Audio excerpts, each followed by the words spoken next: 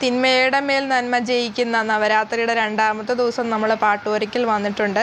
പൂജ വെച്ചേക്കും കേട്ടോ കുരുന്നുകളൊക്കെ. നാളെയാണ് വിജയദശമി. ഒരുപാട് കുരുന്നുകൾ അറിവിൻ്റെ ലോകത്തേക്ക് ചെല്ലുന്ന ദിവസം.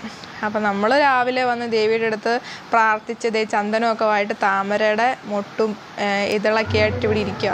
അപ്പം ആൾക്കാരൊക്കെ വന്ന് തൊഴുന്നുണ്ട്. കുട്ടികളൊക്കെ പൂജ വെച്ച് അവധി ഹോളിഡേയിലൊക്കെയാണ്.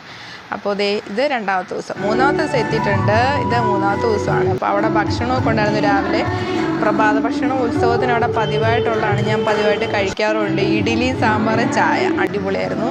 പിന്നെ ഒരു അടിപൊളി കട കണ്ടു കേട്ടോ. ഈ ഉത്സവത്തിനൊക്കെ അവിടെ ചെന്ന് കഴിഞ്ഞാൽ ഇങ്ങനത്തെ കടകളൊക്കെ നമുക്ക് ഭയങ്കര ഒരു വീക്ക്നെസ്സാണ്. ചെന്നപ്പോഴേ ഈ കുപ്പിവെള്ളയിൽ നീല കളർ മാത്രം എനിക്കില്ല.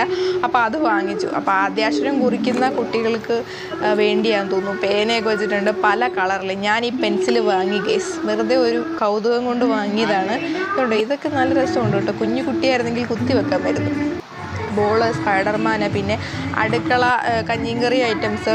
ഉച്ചസ്ഥാനൊക്കെ തൂങ്ങി കിടക്കുവാണ് കേട്ടോ. എൻ്റെ പൊന്നെ, എത്ര പ്രായത്തിയാലും ഇതൊക്കെ കാണുമ്പോൾ വാങ്ങണം എന്ന് തോന്നും. അപ്പം അതിനിടയ്ക്കാണ്ട് എനിക്കൊരു സബ്സ്ക്രൈബറെ കിട്ടി.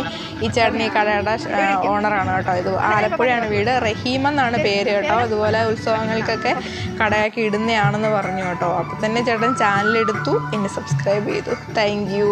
പിന്നെ ഒരുപാട് ജുംക്കയുടെ കളക്ഷൻസൊക്കെ ഉണ്ടായിരുന്നു കേട്ടോ. നമ്മുടെ കയ്യിൽ ഏകദേശമൊക്കെ ഉള്ളതുകൊണ്ടും പിന്നെ അതിങ്ങനെ ഇപ്പം ഇടാറില്ലാത്തതുകൊണ്ടും ഒന്നും വാങ്ങിയില്ല. ആദ്യമായിട്ടാണ് ജുംക്ക വാങ്ങാതെ വരുന്നത്. അപ്പോൾ ഇന്ന് വിജയദശമിയാണ്.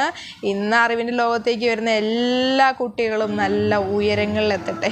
അപ്പോൾ അത്രയേ ഉള്ളൂ. ഹാപ്പി വിജയദശമി. ബൈ.